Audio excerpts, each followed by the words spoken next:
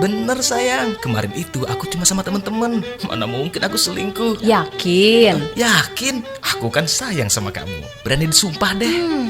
Kamu bohong. Hah? Buktinya kamu melirik ke kanan. Emang? Orang bohong bisa dilihat dari matanya. Ketika menjawab pertanyaan kemudian bola matanya melirik ke kiri, kemungkinan dia berkata jujur. Tapi kalau melirik ke kanan, lebih besar kemungkinannya dia berbohong. Karena otak kiri berfungsi sebagai auditory memory, sedangkan otak kanan fungsinya untuk kreativitas. Makanya kalau bola mata kamu ke kiri, kamu sedang berusaha mengingat sesuatu. Sebaliknya, kalau melirik ke kanan, bisa jadi kamu sedang mengarang cerita lain. Karena bagian kreativitasmu sedang bekerja untuk berbohong. Ngerti? Kok kamu tahu sih sayang? Tahu lah, aku kan rajin dengerin radio.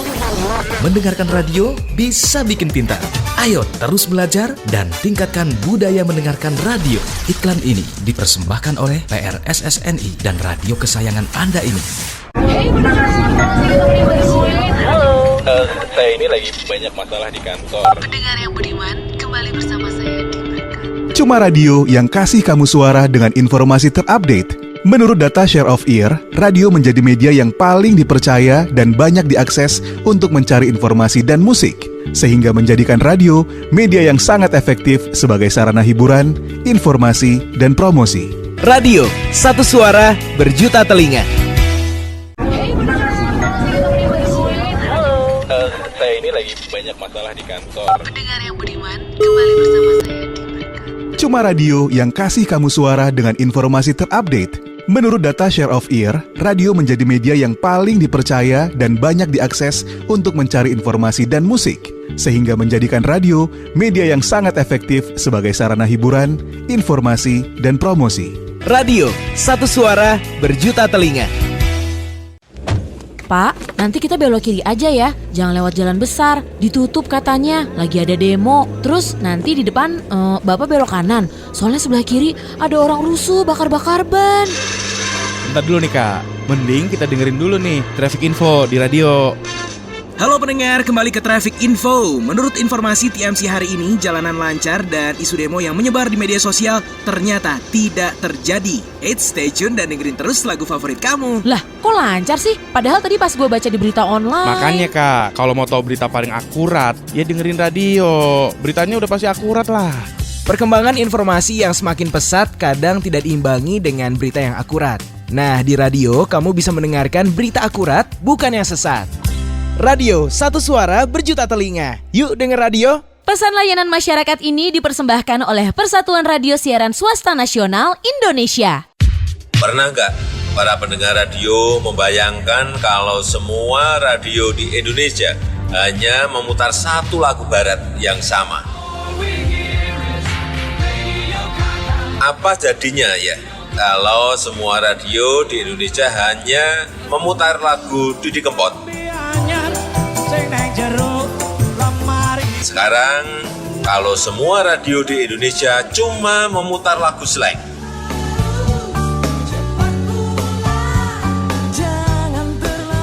Gimana? Emang enak kalau semua radio memutar lagu yang sama? Gak seru kan? Makanya keberagaman itu harus kita jaga bersama. Dan saya yakin PRSSNI akan senantiasa menjaga keberagaman NKRI. Selamat ulang tahun yang ke-45 untuk Persatuan Radio Siaran Swasta Nasional Indonesia. Saya Joko Widodo, pendengar radio.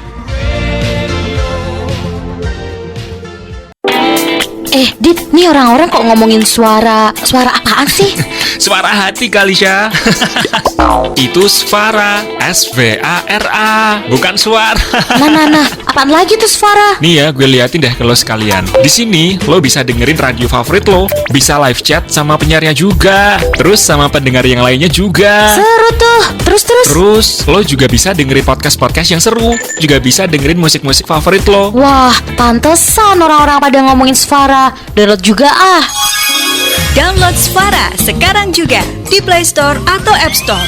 Kamu bisa dengerin radio, podcast, dan musik gratis. Svara, sebuah aplikasi karya anak bangsa, hadir untuk menyongsong transformasi industri media di Indonesia. Svara. Pesan ini disampaikan oleh PRS SNI dan Sfara bekerja sama dengan Menkominfo dan Bekraf. Ayo Pak Man.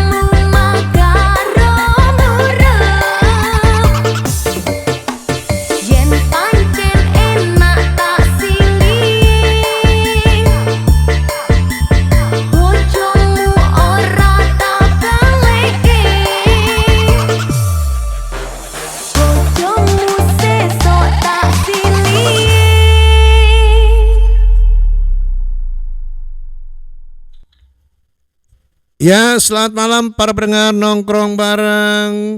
Senang sekali kita bisa berjumpa lagi lewat radio nongkrong bareng ya. Bersama Kak Sam yang sedang serak-serak ya karena pilek. Saya pilek hari ini. Ya, selamat malam Kak Novi. Apa kabar? Selamat malam Kak Sam. Ya, saya juga beberapa hari ini hidung mampet juga tuh.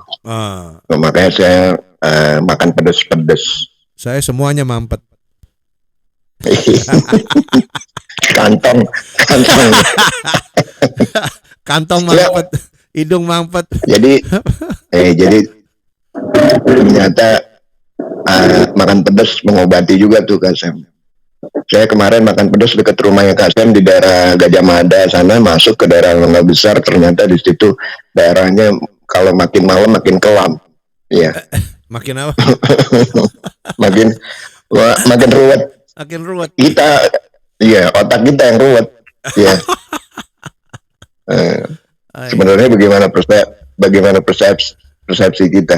Baik, assalamualaikum warahmatullahi wabarakatuh. Salam jumpa teman-teman pendengar radio nongkrong bareng di hari ke-13 sudah bulan Juli ya. Semoga selalu sehat semua, cantik dan sejahtera. Cepet ya kan? Cepet ya. Iya, waktu itu kan kita nggak ngapa-ngapain dia berlalu, kita ngomel-ngomel berlalu, kita cari duit juga berlalu, tiba-tiba udah umur segini ya. Dan tamu kita malam ini pendengar radio nongkrong bareng di hari Sabtu ini seperti biasa kan ada tamu ya. Iya kan. Hadir di radio nongkrong bareng adalah saya manggilnya apa ya? Karena umurnya hampir mirip dengan kita. Faisal. Assalamualaikum, selamat malam. Assalamualaikum warahmatullahi wabarakatuh. Waalaikumsalam Kak Sam, Kak Novi. Iya. Apa kabar Faisal? Luar biasa baik. Nah itu yang kita mau dengar ya kan. Kita bermalam mingguan nih. Kalau saya jomblo, Kak Sam nggak ngerti saya statusnya apa. Kalau ini kan pengantin baru ya, masih kategori pengantin baru nih Faisal ya. Ya, dengar radio. Ya, menjaga anak Pak. Ada waktu-waktu momen-momen dalam hidup seseorang ketika mereka menjadi pejuang ya. Di umur 20, 27 tuh sampai 30 berjuang sekolah, mencari kerjaan, ya, membangun di 30 sampai 45 mungkin mulai membangun rumah tangga stabil seperti itu ya. Ini fase-fase dalam kehidupan seseorang. Dengar radio nongkrong bareng Faisal Soh, Anda bisa memanggilnya Mas Faisal atau siapa sudah gabung di kita ya, dan Kak Sam Milenial serta Kak Novi Spiderman yang jujur, setia dan pengertian, Kak Sam Milenial yang baik hati, rajin menabung dan tidak sombong. Ya, Faisal, kita malam ini khusus ya. Saya dapat rekomend dari seorang teman mengundang seorang Faisal yang dari profil ya, sedikit mungkin saya coba prolog di sini, adalah seorang pegiat, tokoh publik yang concern, peduli lah ya terhadap pekerja migran Indonesia, ya kan. Mungkin sebagai prolog silakan Faisal, apa benar gitu yang saya ngomong barusan itu? Kalau saya pribadi memang sudah menjadi aktivis atau volunteer sejak 6-7 tahun yang lalu. Oke. Tadi kita sebelum streaming juga kan ngobrol bahwa Faisal ini sudah mulai merintis lewat sosmed ya, medsos, Facebook di 7 tahun yang lalu itu, 2018 ya, 2017 ya. Iya, sekitaran. Nah, oke. Posisi pada waktu merintis di Facebook itu di mana, terus apa yang ingin disorot pada waktu itu kontennya? Konten pertama saya itu Ini lucu sih ya. Konten pertama itu saya ngoceh-ngoceh sendiri Pak. Jadi memang pada saat itu saya baru selesai dari habis dikurung lah dalam rumah tahanan. Itu habis keluar itu saya bingung kan mau ngapain. Saya lihat dulu, saya dari sosial media melihat ada 2 sosok. Setelah saya lihat ternyata sosok A ini kita sebut aja sebelum namanya, nggak apa-apa ya? Nggak apa-apa ya. Jadi namanya Ko Agung. Yang saat Ko Agung, dia ini sangat mengerti banget dunia undang-undang tenaga kerja. Dia juga mengerti peraturan yang ada di Taiwan, tapi beliau tidak turun ke lapangan. Di sini saya dapat nilai plus, tapi minusnya juga ada. Saya lihat lagi seorang wanita, namanya Mbok Cikrak. Nah di sini beliau, ya Mbok Cikrak ini dia ini aktif di lapangan, tapi dia kurang mengerti terkait peraturan. Nah dari situ saya mencoba nih mengambil sisi positif dari mereka berdua. Ya saya lakukanlah di lapangan. Saya belajar tentang peraturan dari Ko Agung, saya terapkan di lapangan seperti Mbok Cikrak. Ko Agung yang pernah gabung dengan kita kan, Chef? Iya, yang Anton. Agung Taiwan. Iya betul, Ko Anton. Tadi di rumah tahanan ngapain? Nginep di sana atau ngapain? Jadi tahan. Iya. Nengokin teman. Carinya apa? Nengokin teman. Enggak, dia jadi polisi. Habis disidik, Pak. Jadi saya habis disidik itu terkait beberapa kasus yang dulunya saya lakukan ya. Yang satu itu pencucian uang. Waduh. Yang kedua itu perdagangan manusia. Wow. Yang ketiga itu melukai atau bisa saya katakan ini nggak apa-apa ya, intimidasi orang lain. Yang keempat tuh melukai banyak sekali, mohon maaf, jari yang saya hilangkan. Ini nggak ada yang enak deh, nggak ada yang enak nih. Yang ada yang enak kan nggak di kuping. Nih kasusnya ya kan, di rumah tahanan nggak enak di kuping. Money laundry, mencintai seseorang gitu ya. Iya, bikin hamil orang, terus didatengin sekalian 3 orang ya. Ini kasusnya. Memang dulu tuh saya sempat salah arah lah Pak. Salah arah, saya masuk ke dunia bisa dikatakan itu mafia Taiwan. Itu betul-betul mafianya Taiwan. Wah, pegang golok dong. Mafia. Udah sering Pak. Udah sering Samurai. pegang golok samurai. Wih. Faisal. Satu-satu dijabarin. Money laundry. Ya, yang pertama tadi kasus sebelum money laundry apa tadi? Jadi yang ini dulu saya pernah membuka toko Indo dan itu beberapa cabang. Nah saya tuh membantu toko-toko Indo itu buat mengirimkan uang ke Indonesia. Oke. Tapi cara yang saya lakukan itu memang belum sesuai dengan prosedur yang legal. Nah akhirnya saya kenal lah di situ untuk money laundry dan jumlahnya tuh fantastis. Pada saat saya melakukan hal itu saya diperkirakan mencuci uang sebesar 6.000 NT per bulan. 6.000 kecil. Per bulan, Bapak. 6 juta. Iya 66 juta, mohon maaf saya rawat. Bukan 6, Deo Chenwan 60 juta. Mohon maaf saya rawat. 60 juta NT. Wah, kalau 6.000 NT Iya, sedikit. 6.000 NT apa sih? NT itu 60 dolar juta. Taiwan.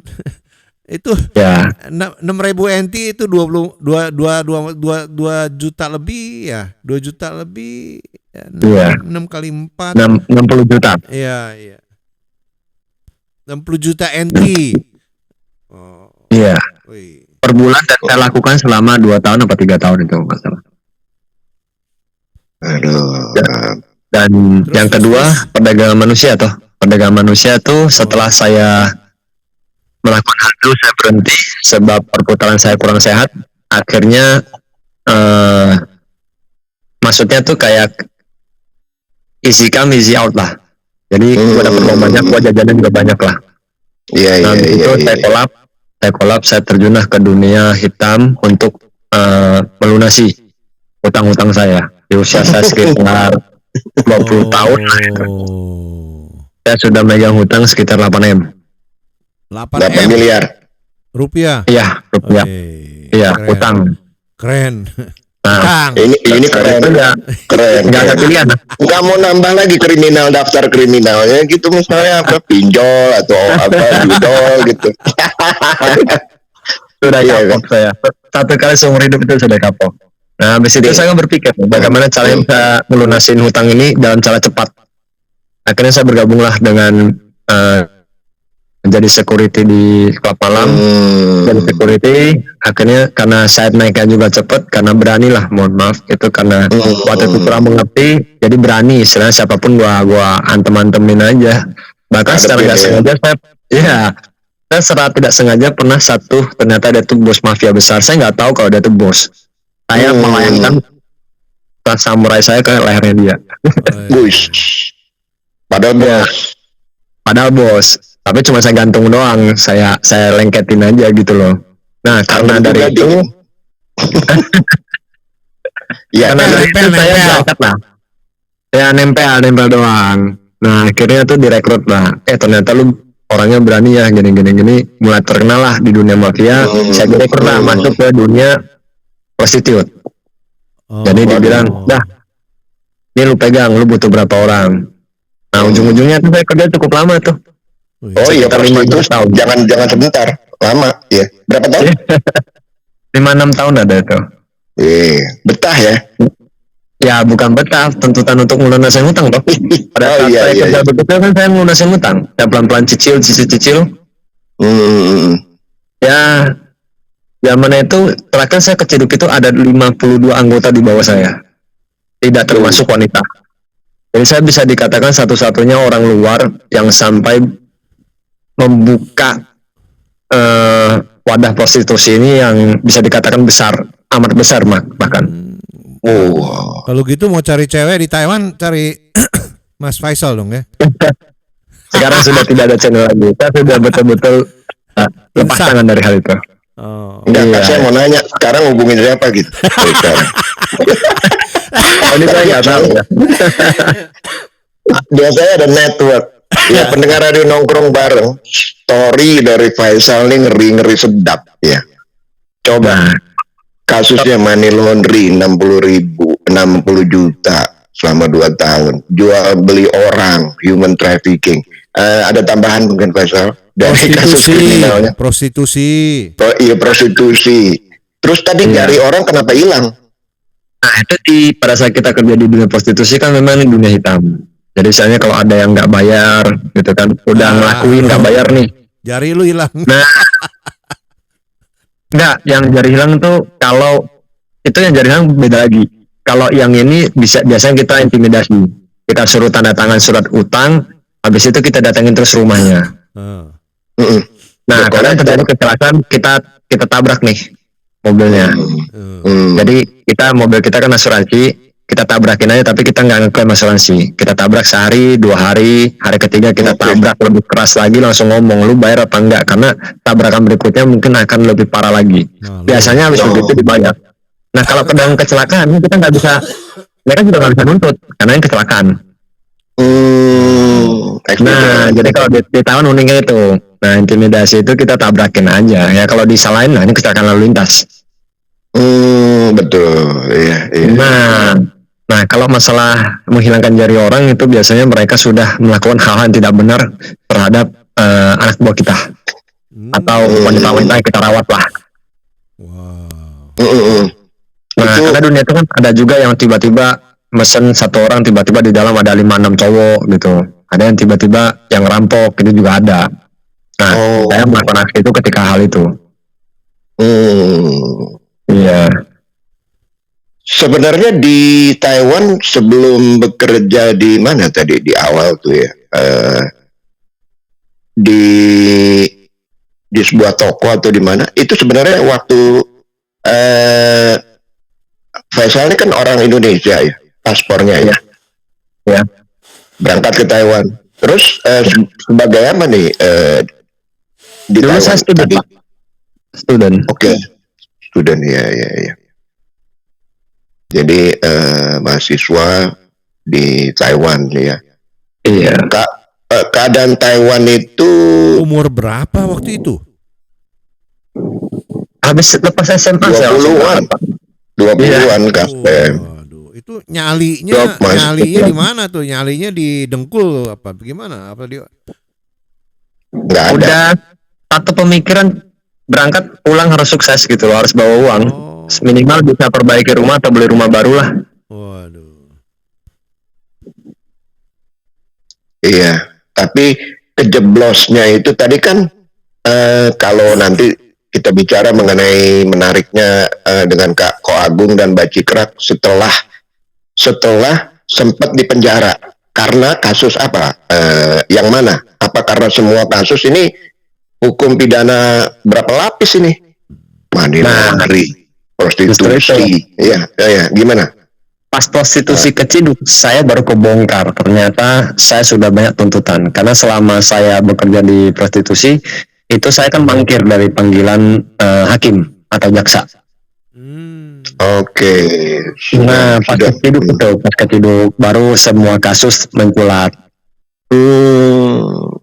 Iya. Jadi pemicunya adalah prostitusi, kemudian disidik, ya kan, diangkat ke persidangan, kemudian semua terungkap nih segala bentuk kriminal yang pernah dunia kriminal yang pernah dilakukan oleh saat itu ya, money laundering, kemudian human trafficking ya, dan posisi itu masih dalam dugaan sih. Posisi tersebut masih dalam dugaan. Masih dalam dugaan. Berapa orang itu? Ada orang Indonesia nggak? Saya satu-satunya orang Indonesia. Oke. Sebelumnya saya mau selamat malam buat Zoplo Wele ya. Sentral hadir, selamat malam Kanovi, Kasem, Kak Faisal, salam sehat-sehat, sukses berkelanjutan. Terima kasih Mbak Zoplo. Mbak Ria Tandayu, selamat malam Kanovi, Kasem, Ko Faisal, Soh yang lagi viral, Mbak Ari Art sedang menonton, Sang Pengembara Hati, malam Kasem dan semuanya. Atan di Indramayu ya. Selamat malam, terima kasih semua. Yang lain kita tunggu. Parianto Ulsan, salam dari Bandung. Wah, selamat malam Kang. Kumaha? Damang. Kemana Damang? Faisal. Iya. Sebenarnya kehidupan pribadi Faisal, saya pikir nggak seperti itu ya. Aslinya. Tapi ini pada usia segitu kita kan gampang terseret ke segala macam yang di luar perhitungan. Faisal mengatakan begitu ya. Betul ya Faisal ya. Kalau dulu saya memang bisa dikatakan dari sekolah sih juga ada memang nakal ya Pak. Tidak ada guru yang bilang saya tuh murid baik, gak bakal ada. Nah mungkin pas kontrolnya tuh ketika di Taiwan, dan saya bisa mengontrol kembali saat saya sudah betul-betul kena efek takut ketika kita berhadapan dengan pihak penyidik ya. Jadi karena takut dan juga sadar perbuatan kita ini bisa berujung penjara yang lama, akhirnya saya memilih untuk berhenti. Berapa lama di penjara sih? Enggak, waktu itu di penyidikan cuman sekitar, saya paling lama sih 14 hari. 2 minggu ya. Oh, baru 2 minggu. Anggap aja libur. Iya, itu kan masih dalam masih dalam rangka dugaan, dan mereka masih dalam tahap penyidikan. Satu kasus kan boleh 3 hari. Boleh 3 hari. Jadi ada jeda. Iya, ada jeda 2 hari itu saya izin sakit. Saya nggak tanpa menyinggung kepolisian oknum kepolisian di negeri ini, ya. Ada keluar duit nggak? Enggak. Sama sekali. Enggak, bahkan saya diberikan uang oleh salah satu teman dari keimigrasian yang menangkap saya pada saat itu. Iya, makanya tadi saya bilang tanpa mendiskreditkan departemen atau kepolisian di negeri ini, di Indonesia maksud saya, oknum-oknum kita repot. Ini kalau udah begini Kasem ya, itu paling enggak 500 juta harus siap ini. Kalau enggak 2 minggu diancam 20 tahun. Kalau kita lihat kejahatannya dari money laundry, prostitusi, human trafficking, narkoba nggak? Untungnya enggak. Untungnya enggak. Jadi masuk Barreskrim itu kan ada pidana sama kriminal dan narkoba ya. Itu semuanya ya seperti yang saya bilang ya. Itu paling nggak harus siap 200 cetiau lah paling nggak, sekali ketemu tuh cetiau satu orang gitu, dari tempat parkir sampai ke dalam naik tarifnya. Kalau nggak kita mendekam, itu juga udah termasuk mendekam loh ya. Ya pendengar radio nongkrong bareng menarik, diawali dengan kriminalitas. Ya, ini malam minggu seru nih. Biasanya malam minggu kalau di Taiwan ngapain? Udah sibuk pasti ya, dulu zaman bujangan ya, zaman ini ya. Iya. Atau setiap hari? Di Taiwan itu saya nggak ada liburnya Pak, kecuali sakit. Di Taiwan itu monoton. Jadi kita itu mengejar, setiap hari itu mengejar yang namanya pemasukan. Kerja dan kerja. Kamu kan sebagai masuk ke Taiwan kan sebagai student, ya. Itu bagaimana itu ceritanya? Kok bisa masuk ke dunia gelap? Nah, saya masih di student itu sekitar 5 tahun. 5 tahun. 5 tahun saya legal. Akhirnya saya tuh jadi nggak bisa meneruskan sekolah saya. Ya nggak lulus karena sekolah bahasa aja kan. Sekolah bahasa saya ngambil di 3 tahun. Oke. Iya, nggak lulus sih. Bahasa Mandarin ya? Iya, bahasa Mandarin 3 tahun. Dan saya masuk di perguruan. Ya itu sampai pernah dong. Oke. Perguruan tinggi saya masuk di 1 tahun, terus saya ambil jeda 1 tahun libur. Habis libur udah nggak mau balik. Terusin aja. Ya kan nanggung, udah di dunia hitam kan, udah nanggung saya pikir harus balik. Ya udah enak lah Kak Novi, ya nggak, punya duit, punya cewek, ya nggak, punya samurai. Iya. Samurainya yang tumpul, yang repot. Kasep. Itu ngurus samurai tumpul tuh bisa mahal. Ya. Pendengar radio nongkrong bareng, kita nanti akan berkembang pembicaraan ngobrol kita dengan seorang pegiat. Ya, tokoh publik yang concern, tadi saya katakan permasalahan PMI yang paling menjadi perhatian seorang Faisal Soh nanti. Tapi sebentar ya, obrolan kita akan berkembang fokusnya ke situ. Kemudian kita akan sharing story mengenai seandainya seorang pekerja migran Indonesia kembali ke kampung halaman, bagusnya ngapain ya? Artinya menurut sudut pandang itu. Tapi sebelum ke situ sabar. Ini anak muda biasanya pengennya cepet nih, ya kan? Gen Z nih, ya. Ya, Ko Agung Mbocikrak, saya masuk ke situ ya, atau kalau nggak ada tambahan dari dunia hitam tadi, ya, kemudian sempat memberikan rasa takut dan akhirnya sadar kembali pada jalan yang lurus. Setelah keluar melihat Ko Agung dan Mbocikrak yang menginspirasi, begitu. Inspirasi saya itu malah PMI, Pak. Kenapa? Yang menginspirasi saya itu PMI. TKI. Jadi pada saat itu saya keluar. Nah ini saya diberikan uang lah sama petugas imigrasi yang menangkap saya. Saya diberi uang 4.000 NT. Orang Taiwan. Instansi dia. Saya diberikan uang 4.000 NT buat makan, tapi saya lebih memilih, saya bilang 4.000 NT ini bisa nggak sih saya meminta untuk digantikan laptop dan HP biar saya bisa bekerja. Nah pada saat itu imigrasi bilang, saya melihat kamu ini tindak pidana yang kamu lakukan ini bukan sembarangan orang bisa. Dalam arti kata IQ kamu cukup untuk melakukan apa yang kamu mau. Nah di situ saya diberikan laptop. Saya masih ingat merek Lenovo, itu laptop yang sangat buruk sekali, tapi masih bisa digunakan. Sama HP lah, HP itu saya merek Samsung, saya masih ingat saya gunakan itu untuk melihat mereka. Dan benar-benar saya turun ke lapangan itu ketika saya melihat PMI. Nah waktu itu saudara saya ibunya ditabrak orang, saya di rumah sakit dong nungguin. Nah itu ada PMI keluar dari rumah sakit, nangis dia. Saya tanya, karena dia pakai hijab kan, saya udah pasti tahu, oh ini pasti orang Indonesia. Mbak, kamu kenapa? Dia bilang, ini ada saudara saya sakit, koma di atas.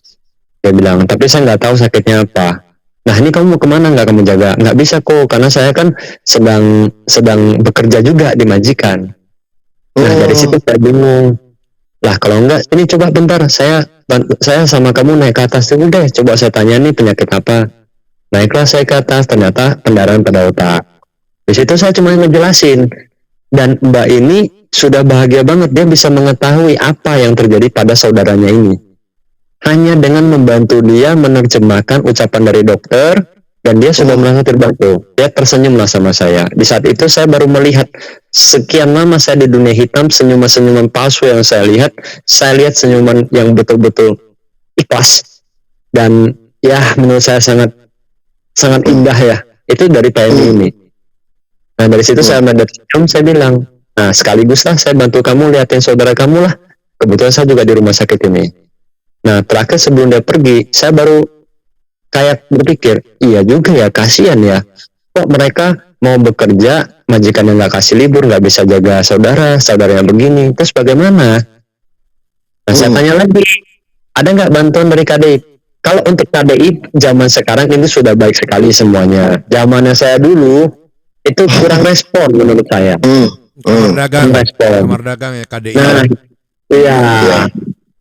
Nah, akhirnya saya juga mencoba deh, saya telepon kan ke KDI pada zaman saya itu. Saya sempat menanyakan, saya terkena kasus seperti ini, apakah ada perlindungan dari negara membantu saya terkait kasih saya pengacara kayak ada apa kan. Mereka cuma balas saya dengan cara, kamu penjara saja 3-6 tahun nanti juga keluar. Oh yang benar.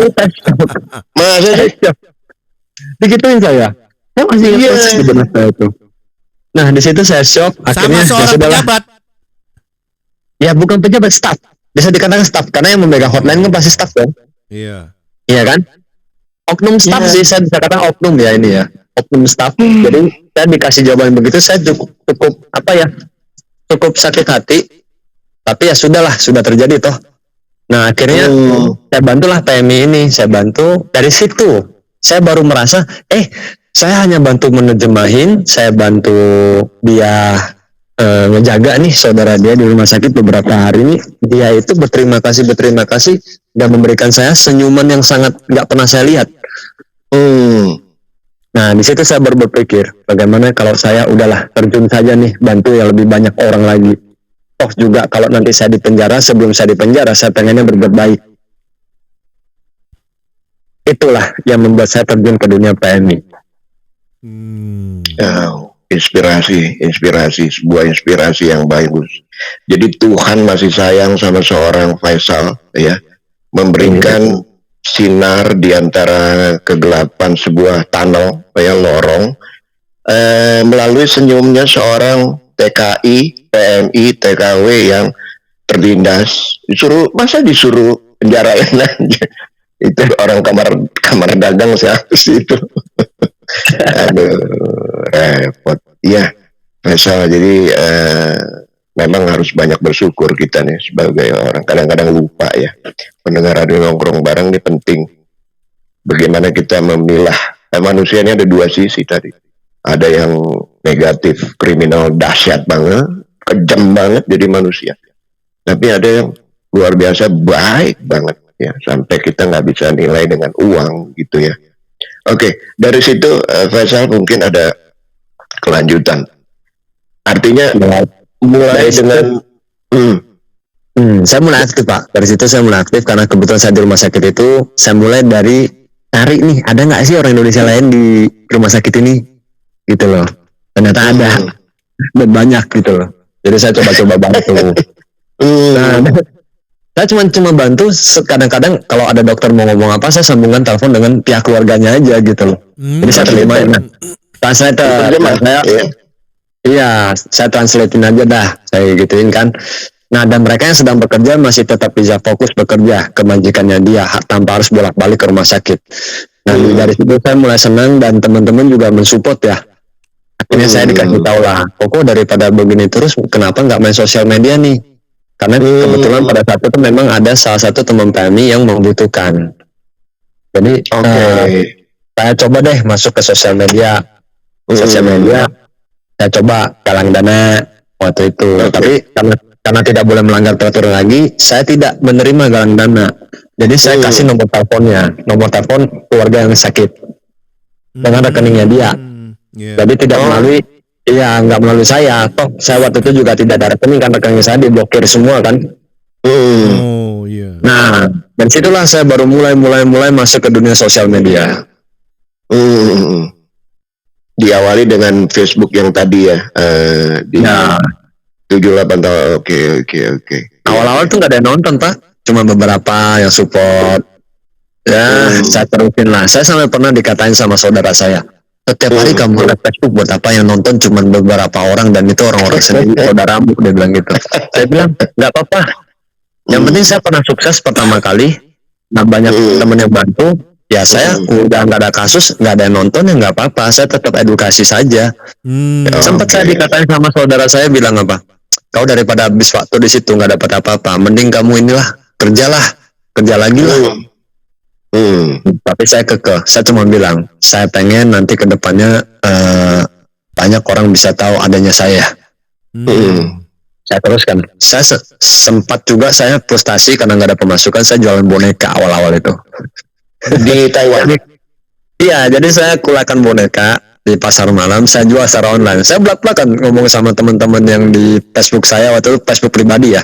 Saya bilang, guys, ini saya beli 300, saya jual ke kalian 450, boleh nggak? Kalau nggak boleh 400 dah. Yang uniknya lagi, mereka malah support. Nggak apa-apa kok 500. Jadi saya bahkan dikasih uang lebih.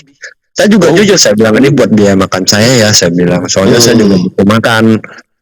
Jadi yang kalau dalam bisnis sebenarnya bukan produk yang kita bawa, tapi niat dan kejujuran kita juga dilihat. Ini kalau dalam marketing ya, kalau saya stylenya lebih suka jujur. Dan alhasil memang berguna, efektif untuk marketing.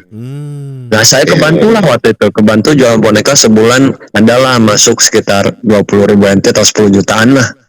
Makan, akomodasi. Nah karena ada pemasukan, saya baru bisa gerak tuh. Bisa beli bensin, saya bisa lebih aktif lagi, bawa orang yang sakit pakai mobil gua, bensin gua beli. Nah justru karena ada pemasukan, saya baru bisa bergerak. Oke. Iya betul. Logistik diri sendiri ya, untuk membantu sesama ya. Faisal.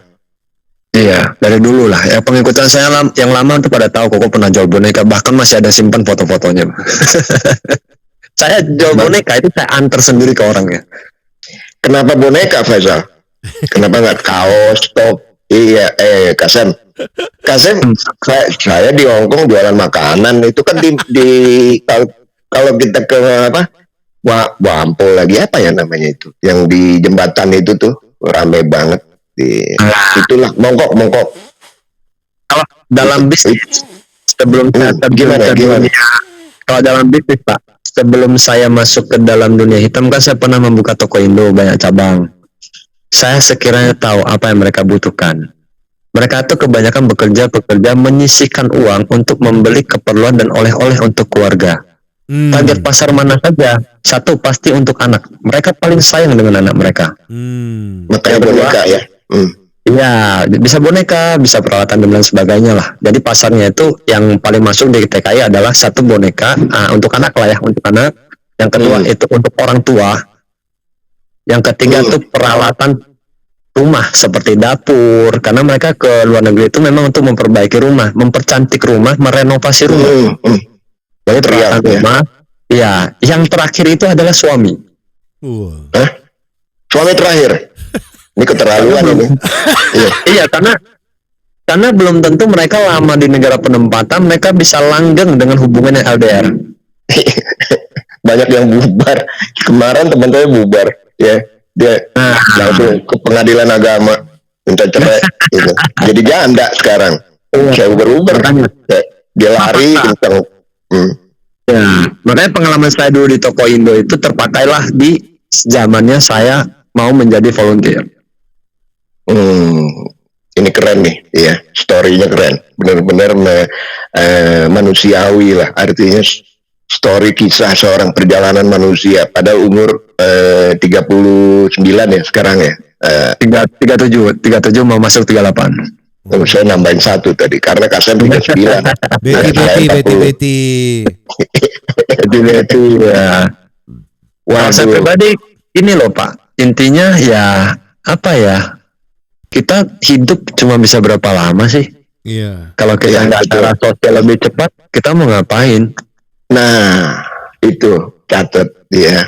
Jadi pada waktu kita di usia 80 lah, udah nggak bisa berdaya apa-apa, banyak penyesalan tuh. Kalau kita di usia produktif tidak berbuat something lah, sesaat satu aja atau 2 gitu ya. Iya, dan apa yang saya ucapkan di sini itu bisa terlihat dari page-page saya dari scroll aja ke bawah. Itu semua jejak rekam story-nya ada semua. Oke. Oh, cakep. Toko jualan boneka sudah dibahas tadi ya. Kemudian awalnya adalah saya coba mau sentuh sisi bisnisnya seorang Faisal Soh nih. Ya artinya ya kan. Jualan Faisal tadi. ini kok dipanggil Ko? Keturunan Chinese ya? Saya Tionghoa. Hah? Tionghoa Medan. Tionghoa Medan. Etnis Tionghoa.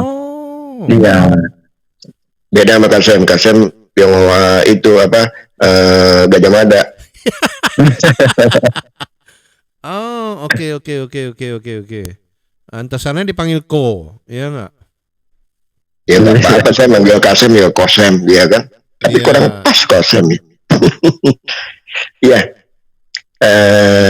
Sisi bisnis seorang Faisal Ko.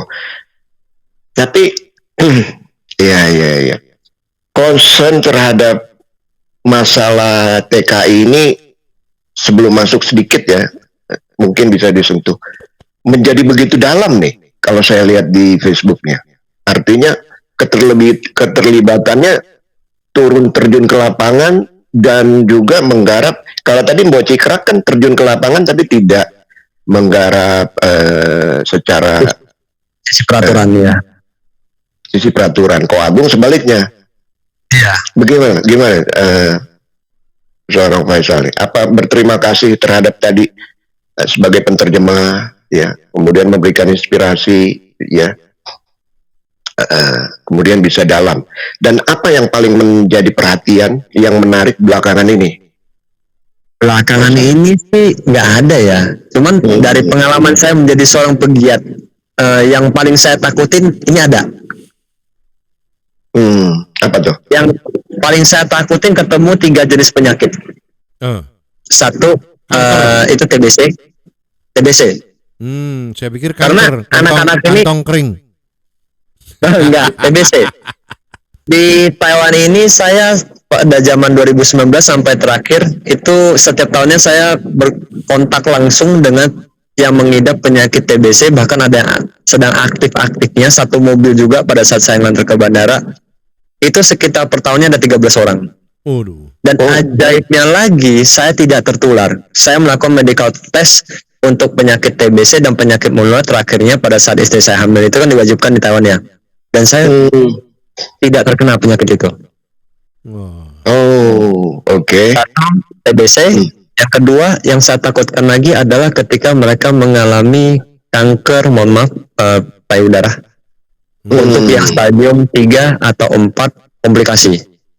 Karena penanganan saya selama di Taiwan itu saya pernah berjuang untuk beberapa orang, bahkan sudah sampai ke rumah sakit, sudah operasi dan lain sebagainya, tapi tidak sempat tertolong.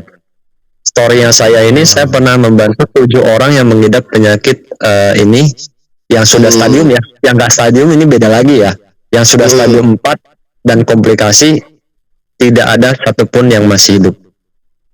Iya. Luar biasa. Stadium 4 ya, kalau yang di stadium. TBC, kanker payudara. Ada satu lagi ya. Satu lagi itu adalah pendarahan pada otak. Itu juga saya takut sekali. Kalau yang ini lucunya lagi, kenapa saya jadi takut? Karena sulit untuk pemulangannya. Nah, penyakit ini unik. Dibilang dia bisa langsung check out, tidak juga. kadang orang yang beruntung seperti yang pernah saya tangani satu, dia jatuh dari lantai 11 kena di tempurung kepala bagian belakang, namanya Saprudi, saya ingat persis. Dia masih bisa bermain dengan anaknya sekarang ya. Itu pemulangannya sangat sulit, Pak.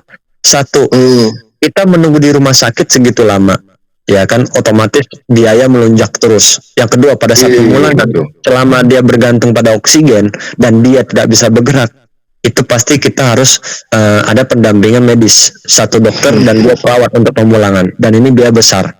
Saya pernah rekor bantu 1 orang itu sampai pesawat pribadi, dokter pribadi, dan 2 suster pribadi yang memulangkan, yakni Safudin. Waduh, karena nggak bisa apa-apa, udah lumpuh ya. Nah, itu dia. Dan mereka ada yang ketergantungan dengan oksigen. Kalau bisa ngelepas oksigen mah mungkin bisa ya dengan berbaring dipulangkan ya. Tapi kalau udah yang tergantung oksigen itu susah. Yang kedua, meskipun dia sudah tiba di Indonesia, perjalanan ke kampungnya jauh. Ada juga yang ketika di jalan. Metong. 3 penyakit ini yang paling saya takuti. Iya, ini berdasarkan apa yang dilihat dari menjaga juga ya di rumah sakit sempat ya si Faisal ya. Iya, dan kita juga nggak mau kan nanti istilahnya gue pernah juga ditemuin dengan salah satu pasien yang dia bilang, "Koko, saya nggak usah dioperasi nggak apa-apa, tapi saya cuma keinginan terakhir pengen ketemu keluarga." Bayangkan keinginan dia yang terakhir, tapi dia tidak bisa terbang karena dokter tidak berani membuka surat fit to fly. Dia tidak bisa terbang, tapi dia ingin dipulangkan. Aduh. Tanggung jawab saya terhadap kehidupan dia, keluarganya dia, itu ada di tangan saya. Keputusan yang saya ambil kalau salah, saya berdosa seumur hidup. Itulah yang paling saya takuti. Iya. Dan jadi ya konsekuensinya tidak gampang untuk menjadi seorang volunteer. Ya pasti ya. Kita nggak mengharapkan apa volunteer, sukarela ya. Iya. Dan tanggung jawab besar, Pak. Nyawa orang ya kan.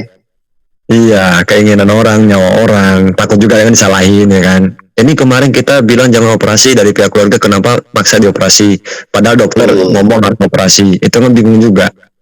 Betul. Faisal sekarang udah berkeluarga ya. Saya lihat di foto nih.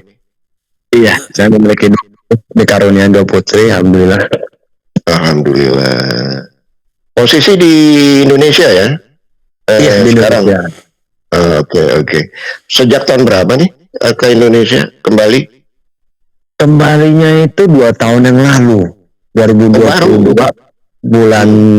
bulan Juni kalau nggak salah, Juni tanggal 28. Kalau nggak salah ya. Iya. Ingat ya, ingat tanggalnya. Ini gara-gara jualan boneka nih, dapat putri 2. Kalau jualan pestol-pestolan mungkin, aduh, anak cowok. Putra ada ya. Ini mungkin kenal Pak Pangku nggak selama waktu di Taiwan? Pangku Rubiono ya. Wah, tidak ya. Kalau tidak pernah mendengar sih. Itu tamu reguler kita di hari. Tapi Pak Pangku itu tahun 2006, jangan salah Kasem. Iya, jadi mungkin ya nggak match-nya di tahun mungkin Pak. Tahunnya zaman HP Nokia. Iya. Nokia nggak mau dia telepon sentuh. Akhirnya kan bangkrut. Kalau kita nggak mau berubah, ya begitu akhirnya. Kodak menolak kamera digital.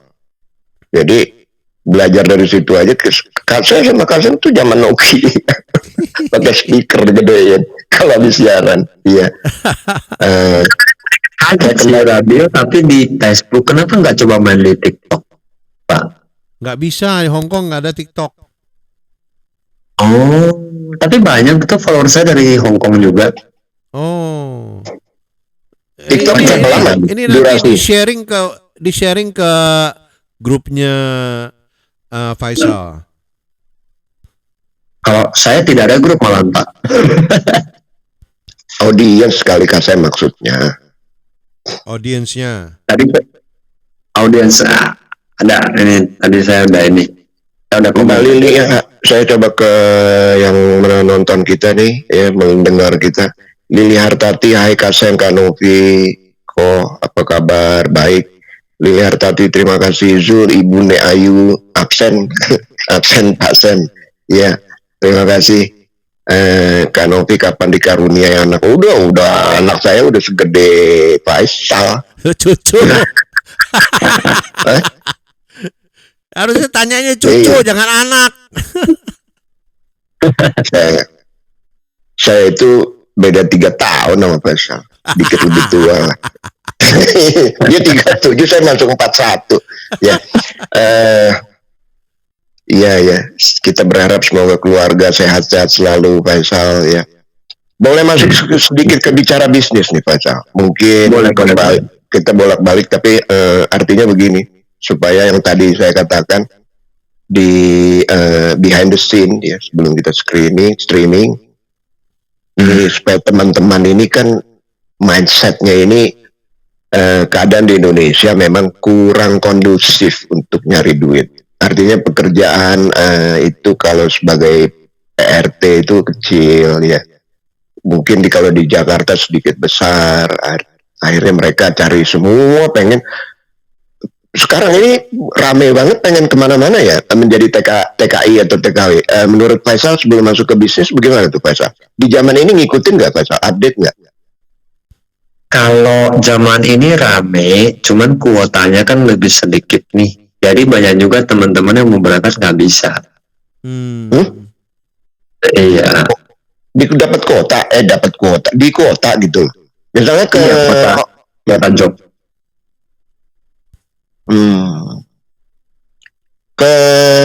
Misalnya ke Singapura, Malaysia, negara tujuan kan gitu ya, Korea, Taiwan. Kalau yang wanita banyak kan ke Hong Kong itu.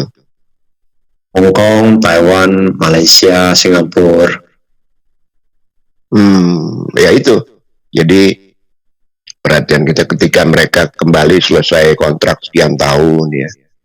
8 tahun lah, 4 kali kontrak, mereka pulang, terkumpul uang. Setelah setahun 2 tahun kan namanya duit habis ya, kalau mereka nggak berdaya di kampungnya. Karena kita bicara nih di desa dia, mereka nih, artinya dari Malang mungkin masuk lagi tuh. Tadi kan Faisal mengatakan nganter seorang yang sakit itu kan jauh ya, bukan di kota mereka tinggalnya. Kira-kira menurut Faisal apa sih yang harus direncanakan seorang TKI atau PMI kita nih, Faisal? Kalau dalam sesi bisnis ya, saya pribadi juga, kenapa saya orang Medan, saya tidak kembali ke Medan, tapi saya malah memilih stay di Jakarta. Ini ada pertimbangan dari saya pribadi ya. Pertama, Jakarta ini pusat ekonomi, pusat ekspedisi, dan juga pusat pusat ekspor impor. Jadi intinya kenapa saya memilih di Jakarta? Coba kita bayangkan nih, kita nggak usah ngomong terlalu jauh ya. Banyak sekali barang-barang yang kita keluar ini adalah barang-barang impor. Iya betul. Para importer semua berkembangnya pasti di daerah sekitar Jabodetabek. Tidak mungkin di pusat, tidak mungkin juga jauh dari pusat. Karena mereka juga memikirkan ekspedisinya, juga tarif dari pabriknya atau pengeluarannya lah. Nah, saya ada di Jawa Tengah nih. Saya mau jualan nih ya, kita ngomong jualan. Saya pulangnya pasti lari ke Jakarta. Benar. Contoh salah satu untuk baju kita pasti cari ke Tanah Abang untuk yang kecil-kecil. Kecuali konveksi semua. Nah, kita ke Tanah Abang beli baju, kita kirim ke Jawa Tengah. Udah itu kalau ada yang beli dari Lampung, kita kirim lagi nih ekspedisi, ngelewatin Jakarta baru ke Lampung lagi. Otomatis kita akan rugi di biaya ekspedisi. Betul kan? Coba kita bandingkan. Satu kali pengiriman ekspedisi kalau kita bisa berhemat Rp20.000 untuk ekspedisinya, 1.000 produk kita udah hemat 20 juta. Dan dari penghematan biaya ini sebenarnya kita sudah bisa mengkredit rumah. Bahkan di Jakarta. Nah, saya kembali lagi untuk teman-teman nggak usah khawatir. Kalau saya pribadi, saya menyarankan nih buat kalian yang masih ada di luar negeri, kalian kan banyak yang bermain sosial media, ada TikTok juga toh. Nah, coba rajin-rajin dikumpulkan followersnya dengan membuat video-video yang lebih adem atau yang lebih ringan, kumpulkan followersnya. Nah, di situ nanti yang namanya followers, kalau dia suka dengan konten kamu, sudah mengikuti kamu akan ada kesempatan nantinya ketika sudah kembali ke Indonesia bisa berjualan melalui sosial media kamu. Sosial media ini bisa kamu jadikan toko atau alat untuk menghasilkan uang. Bener nggak? Iya. Zamannya udah. Iya, paling ringan, nggak perlu mikir, nggak perlu modal juga. Saya mendapatkan konsumen, tapi mereka masih menanti apa yang saya jual. Tunggu saya pulang Indonesia, konsumen saya sudah banyak, kalau sudah banyak saya gampang jualan. Oh, karena followers tadi udah tinggal ngikutin apa yang dibilang. Itu yang diterapkan di Taiwan, bisa nggak? Bisa ya? Bisa juga. Kan banyak purna-purna TKI yang pulang, mereka tuh di Taiwan hanya ngonten, tapi mereka tidak diizinkan jualan karena kan kontrak kerjanya tidak boleh. Iya kan? Mereka di Taiwan itu hanya ngumpulin followers, ketika kembali ke Indonesia, plak langsung usaha, langsung jualan. Iya. Kita pernah singgung ya dengan pembicaraan kita kan Pak Riza itu, mantan Bank Mandiri, bankir Bank Mandiri. Begitu pentingnya sekarang zaman digital kita memanfaatkan yang namanya media sosial atau sosmed. Entah itu apa, Instagram, TikTok. Kalau Faisal sangat aktif itu di mana sekarang? Selain di Facebook, di TikTok apa Instagram? Kayaknya di TikTok. Semua sosial media. Semua sosial media. Iya. Dapat inspirasi bagaimana sih caranya? Cara inspirasi yang bagaimana, Pak? Kita mau tampil nih, ya, dalam sebuah konten. Itu udah terbayang kita mau ngomong apa gitu ya. Kalau saya menjual apa? Kalau saya instan, nggak ada skrip. Ya kan ada juga nih pendengar kita, dia masak gitu ya kan, dia masak, dia mengharapkan FVIP kan sekarang tuh di. Kira-kira efektif nggak tuh ya, menurut untuk pengembangan mereka nanti setelah pulang tuh, dilanjutkan gitu?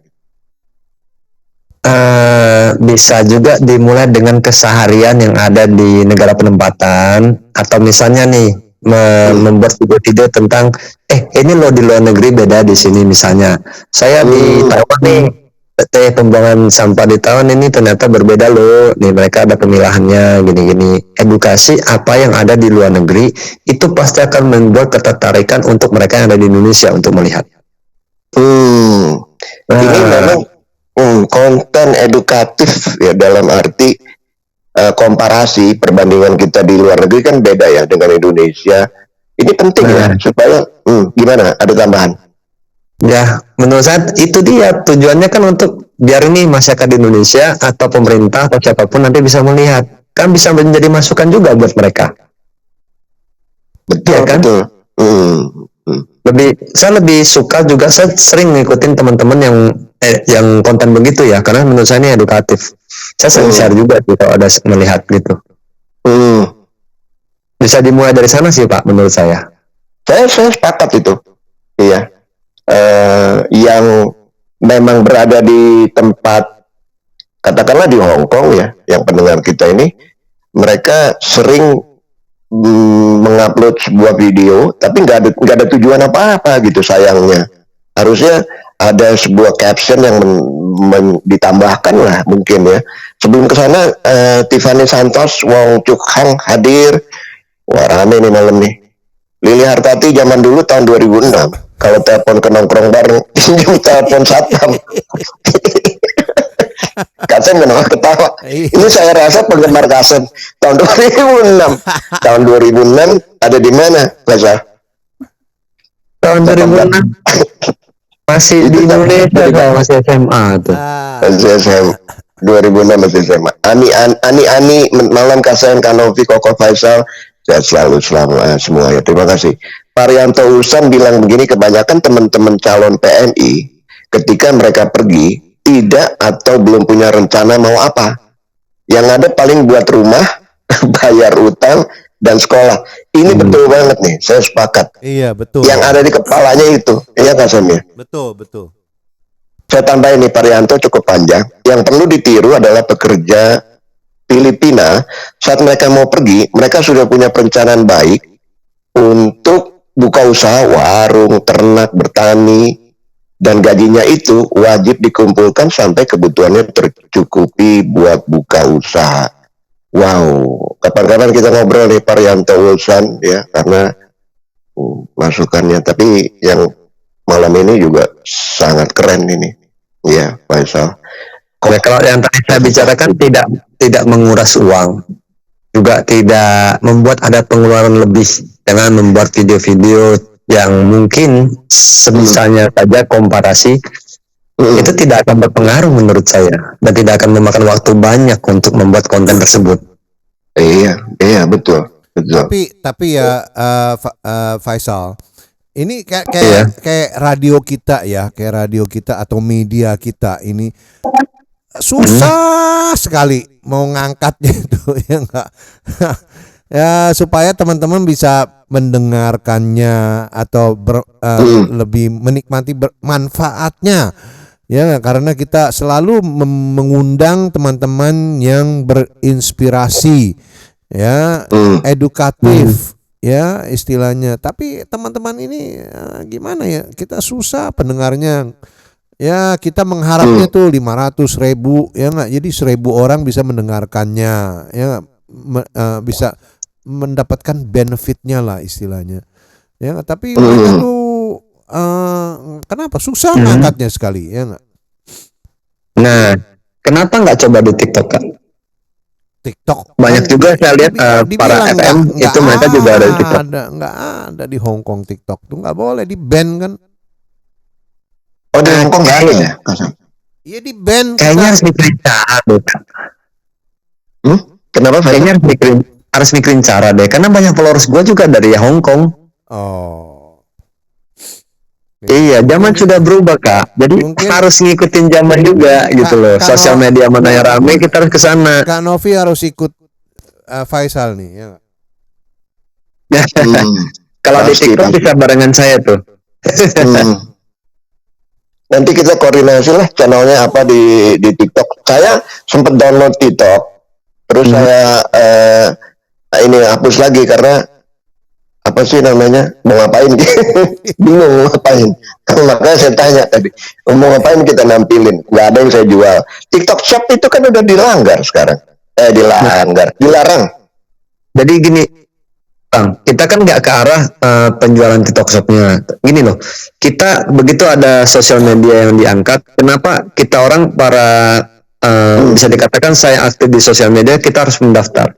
Karena kita juga takut nanti nama kita disalahgunakan orang, akun kita digunakan orang atau dan lain sebagainya. Jadi ini harus wajib menurut saya. Nah, bagaimana nanti kalau Kak Sam sama Kak Novi begitu download TikTok ternyata udah ada akun atas nama nongkrong bareng Kak Sam. Nah, nanti kalau disalahgunakan bagaimana? Hacker sekarang orang kementerian mana yang nggak dihack?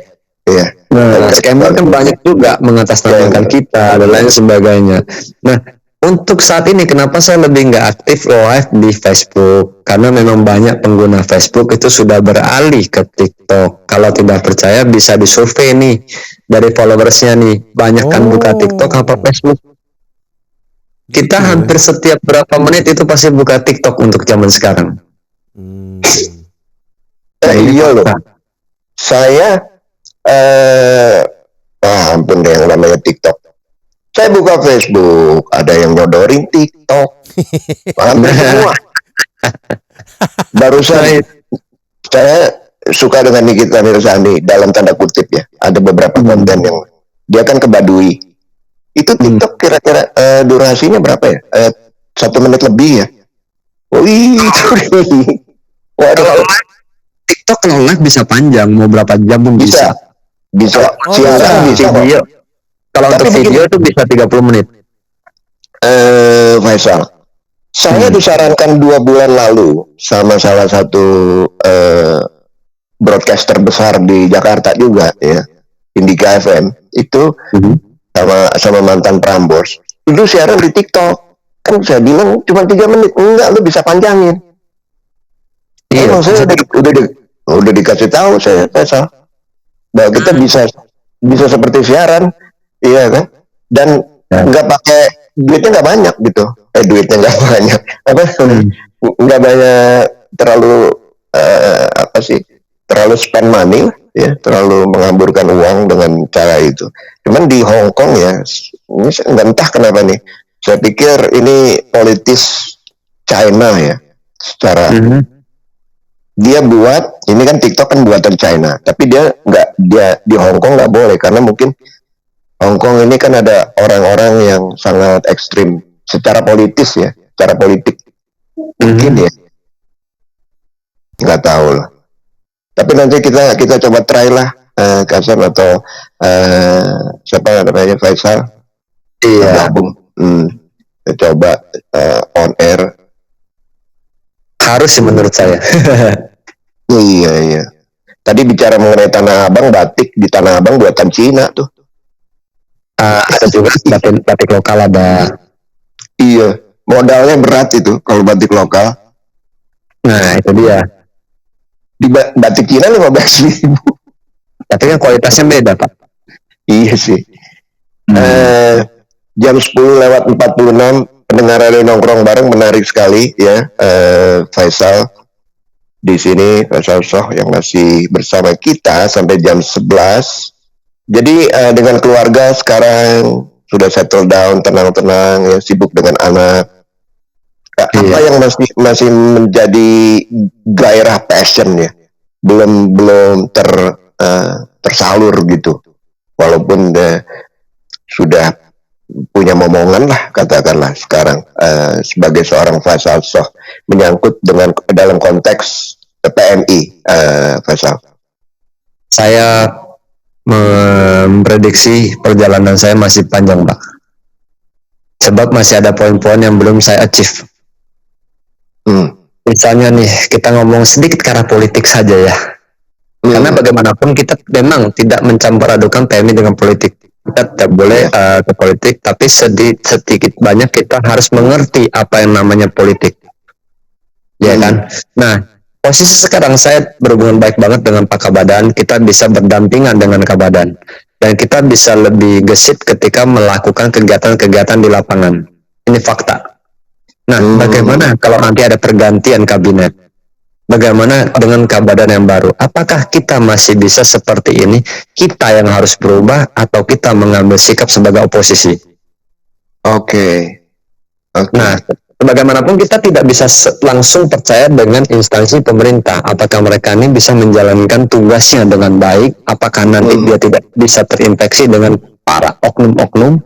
Kita kan tidak mengerti. Karena fungsinya pengawasan mengiringi bekerjanya sebuah instansi, karena PMI butuh instansi untuk membantu.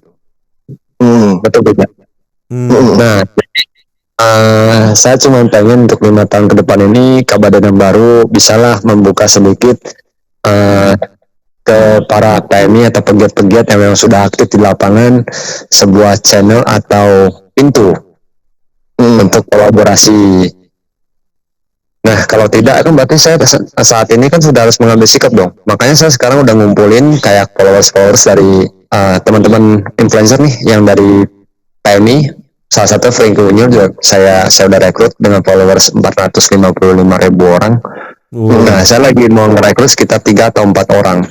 Dan kita akan jadi satu tim. Ketika nanti kita jadi oposisi, maka posisi kita juga cukup kuat untuk menjadi oposisi. Nah, ketika kita menjadi teman atau tim kolaborasi, malah ini akan lebih bagus. Penyebaran informasi yang harusnya disebarkan itu akan tepat sasaran.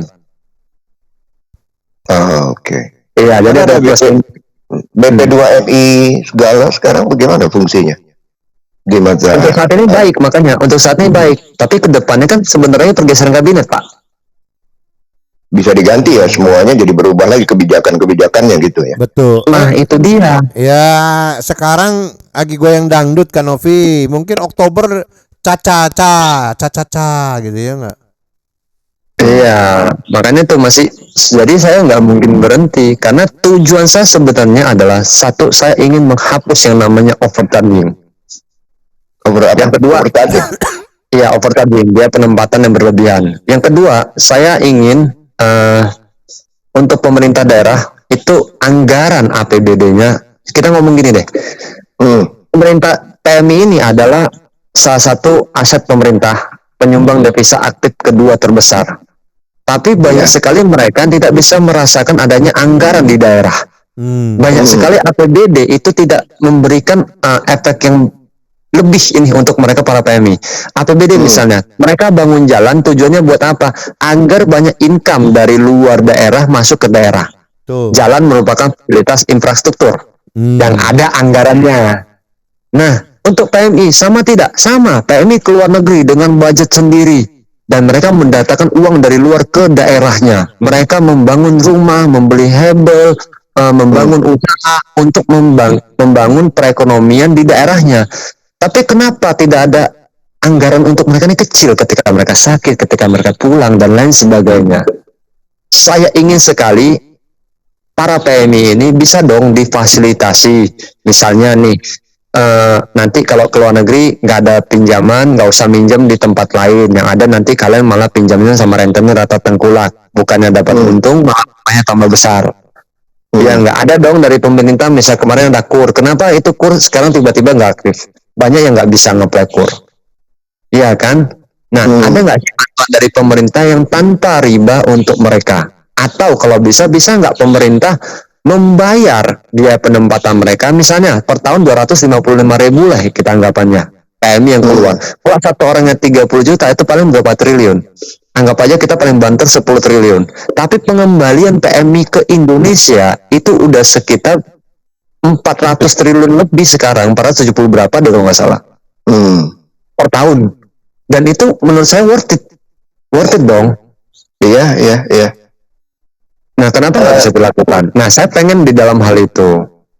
Saya pengen ke arah situ. Ada nggak, atau minimal nanti APBD ada nggak nih APBD anggaran untuk PMI yang sakit digratisin, atau ketika anaknya nggak bisa sekolah itu bisa disekolahin gratis karena orang tuanya PMI, atau bagaimana nantinya? Faisal menyuarakan ini, menurut Faisal kemana? Kita kan nunggu nanti ya. Nunggu nanti pergantian kabinet. Ya, kita kalau belakang masalah politik kan, ya kita masih tergantung dari DPR RI Komisi 9, masih tergantung juga dari masih tergantung lagi dengan kepala BPDM yang baru. Jadi masih banyak pihak termasuk Menteri Keuangan, ya kan? Ikan termasuk juga. Iya. Kerja, ya kan, kita banyak ini kan, banyak ini lah, banyak kolaborasi ya kan terkait. Iya. Jadi lebih rumit. Jadi yang pertama tadi kan itu pendampingan dari instansinya, kita harus mendampingi instansi agar bergerak membantu PMI. Yang kedua, yang pasti yang itu visi misi saya masih ada. Nah, yang ketiga ini saya pengen berhenti kalau nanti saya rasa yayasan saya sudah bergerak. Karena saya ada diri yayasan, tapi saya belum aktif. Ya, saya belum mau diaktifin. Aktifin nanti ketika saya benar-benar sudah menjadi oposisi dari pemerintah. Oposisi dari pihak instansi. Kenapa? Karena selama ini saya nggak perlu yayasan. Dari BP2MI, mereka ada anggaran untuk TKI yang sakit. Ketika sakit pulang, daftarkan diri BP2MI, laporan, dan diantar ke RS Polri, semua dibiayain dari anggaran BP2MI. Ngapain lagi saya galang dana? Ngapain lagi saya butuh yayasan? Saya tidak perlu. Nah, ketika nanti kalau saya jadi oposisi, otomatis kan kita tidak bisa nih. Mau nggak mau saya harus menggerakkan yayasan ini. Paham. Dan yayasan ini, kalaupun gerak atau tidaknya, ini nanti akan bermanfaat untuk para PMI. Karena saya tidak akan menggalang dari dunia PMI sendiri. Saya tidak akan meminta penggalangan dana yang menjadi pemasukan utama untuk yayasan ini ya, tapi saya akan berkolaborasi dengan para PT-PT yang mungkin mereka juga ada niat untuk bersosial. Mereka saat kita urus yang PMI, PMI diberangkatin oleh siapa? PT. Ya kan, PJTKI, P3MI. Nah, kalau mereka mau bersosial melalui yayasan ini, kita pasti tergerak dan membantu mereka. Intinya kita akan membantu PMI dengan menggunakan orang-orang yang telah menghasilkan uang dari para PMI. Ini dari Menurut cukup. Parianto Ulsan bilang anggaran pemerintah, daerah, kabupaten, kota hanya untuk sektor formal dan tidak semua peduli kepada pekerja migran. Nah, padahal jelas di undang-undang. Ya, lanjut kan Novi. Padahal jelas di undang-undang juga tugas dan kewajiban pemerintah. Saya masih banyak yang kurang berempati. Waduh, panjang lebar nih. Parianto Ulsan, mereka disebut pahlawan devisa ketika masih aktif di negeri orang. Betul nih. Saya sepakat nih. Kalau udah pulang udah gak dianggap tuh. Intinya pada menjalani kewajiban ini, Pak. Cuman anggarannya aja, Pak. Anggaran kan bisa besar kecil. Saya ada memperhatikan mereka, ada anggaran saya tapi kecil. Nah, bisa ngomong apa? Bisa nggak diperbesar? Iya, betul. Nah, negosiasi dalam penetapan anggaran ini yang kita perlukan. Dengan pihak pihak instansi yang di daerah, ya bupati ke. Oke. Iya. Iya, saya pikir ini. Makin banyak bupati ini, kita harus langsung ke pusat. Baru bisa menggerakkan yang bawah. Ini kalau didalami konten ini, materi kita yang ini, itu keren. Ya. Walaupun bisa pusing nanti, Pak. Bisa pusing nantinya. Karena, memang gatal nih saya punya alis jadinya. Iya, pendengar nongkrong bareng. Nah, memang kenyataannya menyakitkan hati nih kalau kita melihat hal seperti ini. Zaman saya misalnya ketika di tahun 2007-2010 itu kan memang PMI itu kalau keluar harus di bandara harus ada jalan sendiri, ada segala macamnya. Pokoknya warga negara kelas 2 lah, ya. Ada satu faktor positif dari Hong Kong, itu adalah konsulat jenderal ya. Saya pikir tidak harus besar kepala juga nih, orang-orang KJRI mungkin perlu juga di mereka untuk lebih muhasabah, introspeksi lah. Walaupun sudah cakep, udah bagus, adanya keterlibatan tenaga kerja Indonesia untuk 17 Agustus besok. Itu satu-satunya di dunia ya, direkrut oleh. Jadi bukan diaspora tapi khusus untuk PMI. Itu salah satu faktor. Kemudian mereka agak cepat dalam respon dan ada beberapa juga yang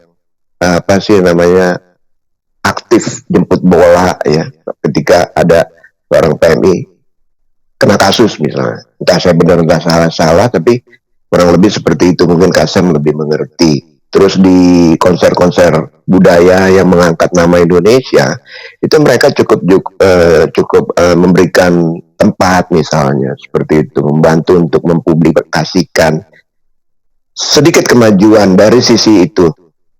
Oke. Kita sayang sekali hanya tinggal beberapa menit, Maisal. Saya tertarik benar nih karena kita sehati dalam hal ini. Tapi saya mungkin karena usia lebih lemot. Maksudnya gini, lebih kalem lah ya. Kalau anak muda ini kan menggebu-gebu. Itu harus ya. Ini sebelum ini saya mau bacain dulu nih dari Annie Mills. Setuju kalau setiap wilayah diadakan yayasan biar anggaran disalurkan tepat sasarannya, Kak Sam, untuk yang benar-benar membutuhkan bantuan. Nah, terima kasih. Nah, itu belum saya pikirkan karena anggaran ini juga pasti besar. Untuk membuka yayasan itu pasti besar dan ada tanggung jawabnya. Belum lagi penempatan dari orang-orang yang ada di dalam yayasan. Karena yayasan yang saya buka ini udah saya rancang dari tahun lalu, belum saya ketipin karena anggota yang saya rasa di dalam belum tepat, makanya rekening belum saya buka. Nah, saya butuh juga orang-orang seperti pegiat-pegiat yang lain untuk ikut andil dalam pengawasan yayasan ini. Biar nanti bisa bergerak secara otomatis. Oke. Iya. Oke. Mungkin di sebagai closing ada. Saya sebelum ke closing mungkin nanti kita adain lagi ya, mungkin kita ajak Faisal ngobrol lagi gitu, gimana ya? Fokusnya ke yayasan, hal-hal yang yayasan, kemudian masalah politik, ya kita kan nggak pro kiri kanan ya. Kasem tuh baju merah tuh di foto, ya. Padahal hatinya abu-abu itu Kasem sama putih, ya. Gerindra banget dia. Aduh, Prabowo banget. Tapi kesimpulan saya, Faisal ini mutiara dalam lumpur, ya. Sosoknya biasa aja, sama lah kita ya, cowok keren gitu ya. Itu kan keren Kasem sama saya. Tapi hatinya itu mutiara loh. Mutiara dimanapun tetap mutiara. Terima kasih banyak Faisal.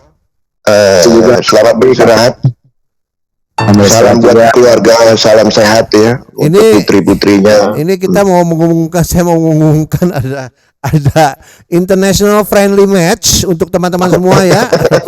International friendly match ya antara Indonesia vs Hong Kong ya. Pertandingan sepak bola besok. bukan nyambung. Bukan Euro tapi pertandingan international friendly football match ya. Women football match ya antara Indonesia women dengan Hong Kong women. Ya. Perempuan main bola nggak jelas kata. Makanya. Ngomong-ngomong Faisal, bicara Euro pegang siapa nih? Spanyol apa Inggris? Saya tidak melihat bola. Selamat malam, selamat beristirahat Faisal. Terima kasih banyak. Wassalamualaikum warahmatullahi wabarakatuh. Bye. Terima kasih. Ya teman-teman semua, besok ada di Hong Kong Football Club Ground. Ya jam 6 mulainya. Harga tiket $30 kan Ovi? Ya. Iya biarin lah. Ini Bustomi katanya ngajak. Ya Bustomi ngajak. Ini sepak bola buka dagangan lagi di depan. Sepak bola cewek versus Hong Kong cewek. Ya ditanggung bos Butomi katanya. Spesial tenangan gawe ngejenengan. Aku yo budal kok. Nggak ngerti. Udahlah Kasem, saya closing dulu lah. Jangan biarkan perilaku orang lain merusak ketenangan batin diri. Tapasikan sama terasi. Cukup sekian, terima kasih. Bye. Oke teman-teman semua, terima kasih. Jangan lupa di subscribe ya. Di subscribe ya, komen ya. Apakah nanti kita hadirkan lagi Faisal ya, Ko Faisal ya di acara Radio Nongkrong Bareng. Silakan ya komen di Facebook kami ya. Sampai segini saja acara kita pada malam hari ini. Terima kasih. Jangan lupa di share, di like dan di subscribe ya, dan di follow. Jangan di follow ya. Sampai di sini saja. Saya mau putarkan sebuah lagu dari Raja. Dari Raja ya, ini Malaikat Cinta. Selamat menikmati, selamat istirahat, dan selamat mendukung pasukan Indonesia Women Football besok ya. Bye.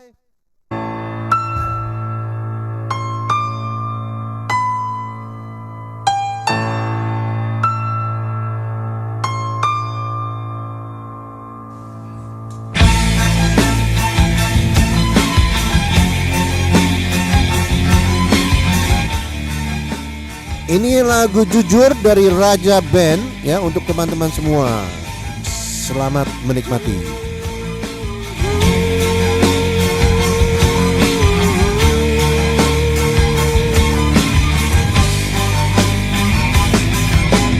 Duhai kekasih pujaan hatiku, dapatkah kau memberiku satu arti? Sedikit rasa yang bisa ku mengerti, bukan sumpah atau janji.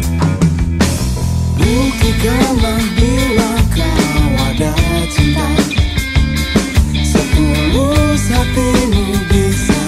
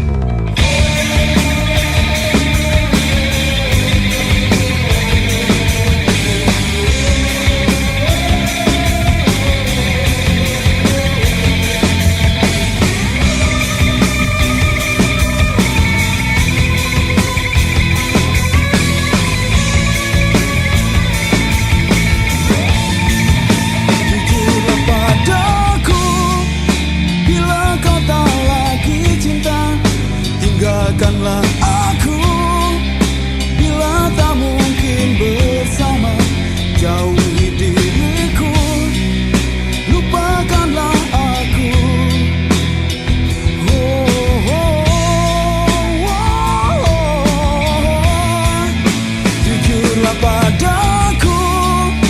Bila kau tak lagi suka, tinggalkanlah aku. Bila tak mungkin bersama, jauhi diriku. Lupakanlah aku selamanya.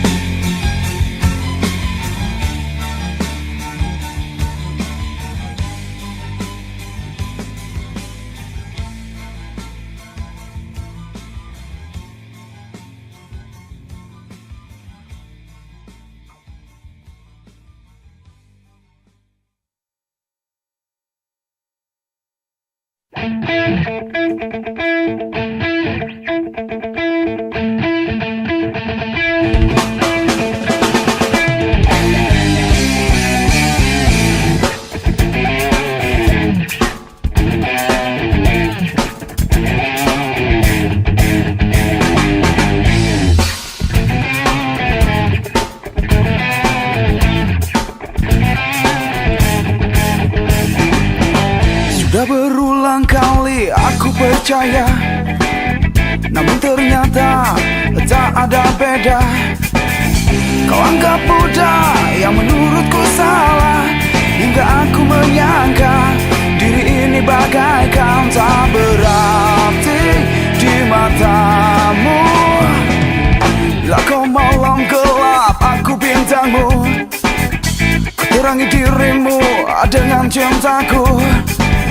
Agar kau bisa mencintai cinta dan menyayangi cinta setulus kau menyayangi dirimu, kekasihku. Jangan benci bilang cinta, jangan marah bilang sayang, jangan mendustai hati bila engkau memang suka.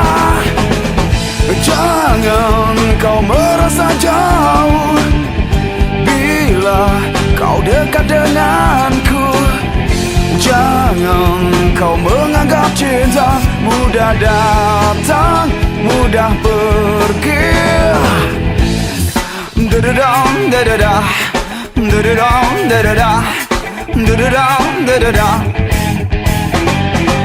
Bila kau malam gelap, aku bintangmu, terangi dirimu dengan cintaku.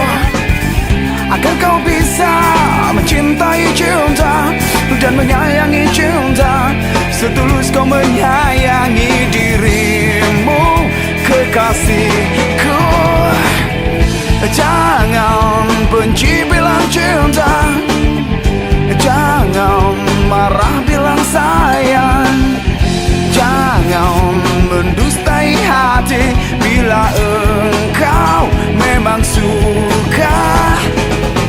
Jangan kau merasa jauh bila kau dekat denganku. Jangan kau menganggap cinta mudah datang, mudah pergi.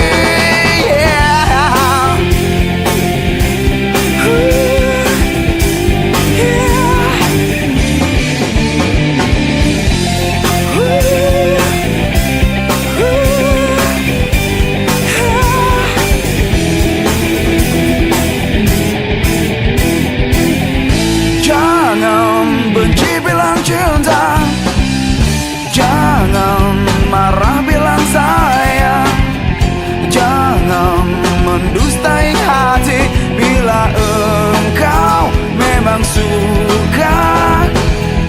Jangan kau merasa jauh bila kau dekat denganku. Jangan kau menganggap cinta mudah datang, mudah pergi.